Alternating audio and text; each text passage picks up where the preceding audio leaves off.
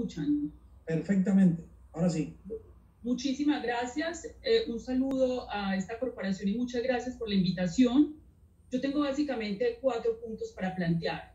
El primer punto es que tenemos que tener el contexto de cuál es el sistema de salud con el cual nosotros estamos atendiendo esta pandemia.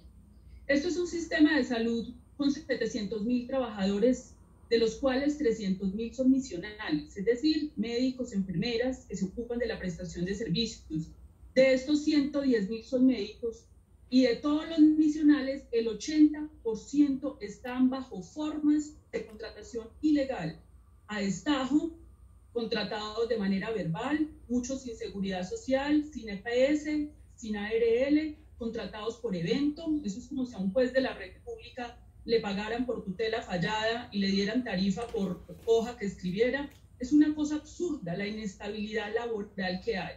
Y sobre eso no se ha pronunciado el gobierno en ninguno de los actos administrativos, que es la forma como se pronuncian los gobiernos. Es decir, nos parecen muy importantes los anuncios del gobierno en términos laborales y el ministro del Trabajo, pero no tenemos decisiones de fondo para resolver esta inestabilidad, y esto es un desastre inicialmente para atender un sistema de salud y para atender una pandemia. Por eso yo quiero anticipar mi intervención diciendo, señores senadores, el próximo paso que tiene que dar este país definitivamente es una reforma estructural del sistema de salud, donde haya un capítulo con un estatuto laboral de los trabajadores de la salud, o si no va a haber forma de enfrentar ni la pandemia ni responder por la salud de los colombianos. La Corte Constitucional ya ha reconocido inclusive la fragmentación de este sistema. Para que ustedes se hagan una idea, en el sistema de salud Colombia hay 41.000 prestadores privados, 900 hospitales públicos y 49 EPS. Cada una hace lo que quiera, porque no hay suficientes controles, y eso es lo que hoy se tiene que unificar bajo una rectoría para poder enfrentar esta pandemia. Quiero dejar ese punto claro. No se han emitido actos administrativos para intervenir el mundo del trabajo de los trabajadores, que somos la primera línea de atención. Segundo punto, bioseguridad. Solo el gobierno ha emitido varios actos administrativos y circulares diciéndole a las ARLs que respondan, no lo han hecho hasta hoy. Solo hasta hoy, Fasecolda acaba de publicar un plan que acaba de presentar el ministro, pero en encuesta realizada recientemente por la Federación Médica Colombiana, el 85% de los médicos y enfermeras entrevistadas dicen que no cuentan con los tapabocas y los implementos básicos para poder atender la pandemia, y esa debió ser la primera medida que se debió tomar. En el mundo, la literatura científica dice que las 3 medidas centrales para enfrentar la pandemia son, inicialmente, confinamiento, bioseguridad personal de salud y testeo masivo. En Colombia no estamos cumpliendo ni con el testeo masivo, por tanto las curvas que presenta el señor ministro son bastante discutibles. En tanto no tenemos un testeo masivo, estamos a la ciega enfrentando la pandemia, y no tenemos bioseguridad, y el primer caso se presentó el 6 de marzo. Llevamos 1 mes y medio y solo hasta ahora se presenta un plan. Hemos hecho propuestas de compras centralizadas de insumos de bioseguridad, en tanto sabemos que hay especulación de precios para que lo compre cada ARL, cada hospital.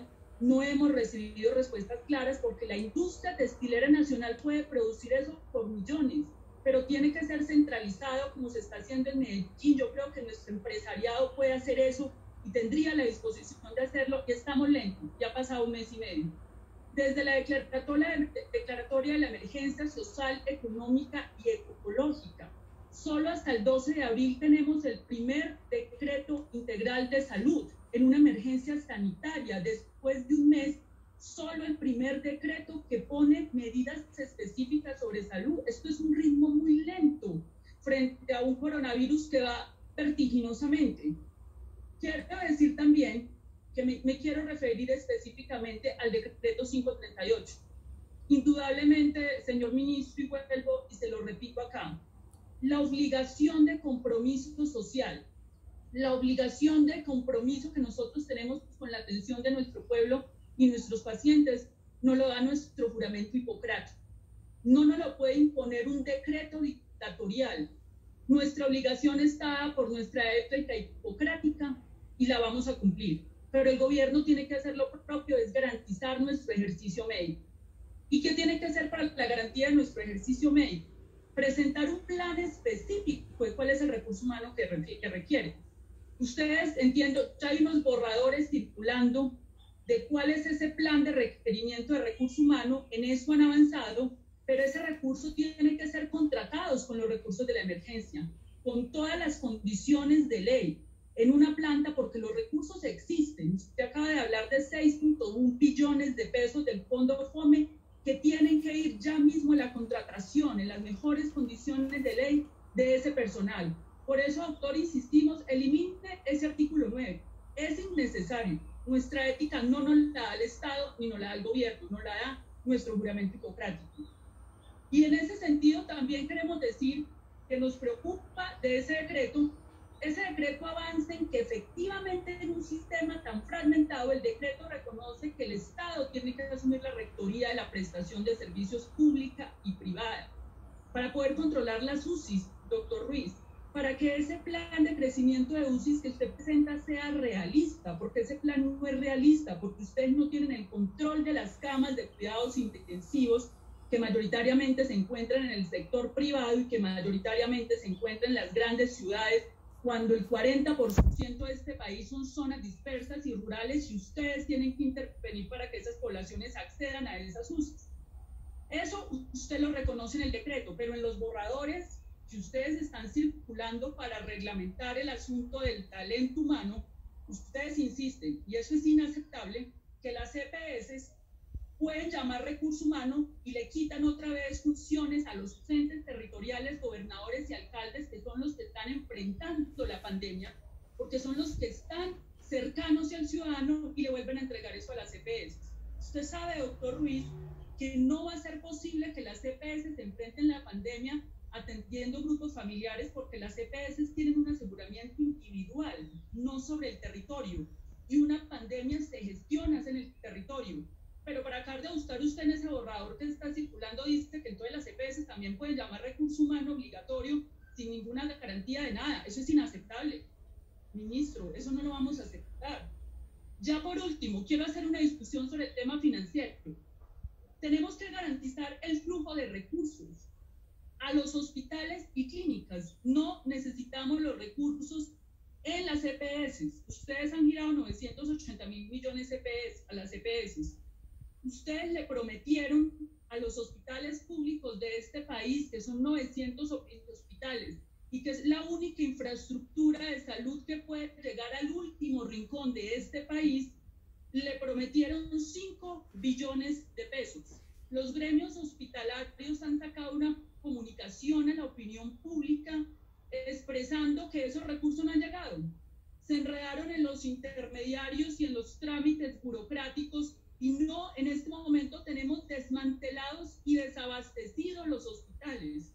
Y paradójicamente, para enfrentar una pandemia, tendríamos que fortalecer los hospitales, pero los vamos a terminar de quebrar con el artículo número 2 del decreto 538, donde ustedes autorizan a las EPS para que no contraten a los hospitales, sino para que contraten a las clínicas privadas. Vamos a terminar desmantelando y desmontando la red pública hospitalaria, que no tiene recursos, que está desabastecida, que en este momento no puede pagarle a los trabajadores a los que les deben 6 y 7 meses porque los recursos no han llegado. Los 5 billones que prometieron no han llegado y ustedes pueden verificar. Un minuto para que termine, doctora Corcho. Ya para terminar, me preocupan las proyecciones que hace el ministerio, porque entonces el ministerio dice, de las deudas que tienen las EPS, este es un sistema quebrado que tiene un déficit de 18 billones de pesos, vamos a hacer unos giros a posteriori, en junio, y de los recursos del Fondo de Emergencia 444, 6.1 billones, los recursos, es decir, se va a girar sobre pago de servicios, sobre facturación. Esto no se puede manejar con la lógica del negocio del mercado, esto tiene que tener un subsidio a la oferta, los recursos tienen que llegar ya, se tienen que contratar las plantas de trabajadores ya, o si no los recursos van a llegar cuando ya habrá habido una mortandad en este país. Yo quiero hacer llamado contundente al Senado de la República. Nos preocupa la falta de velocidad para enfrentar esta pandemia y la falta de medidas, planeación y claridad. Muchísimas gracias, presidente, y un saludo a los honorables senadores. Muchas gracias a usted, doctora Carolina Corcho, de la Federación Médica Colombiana.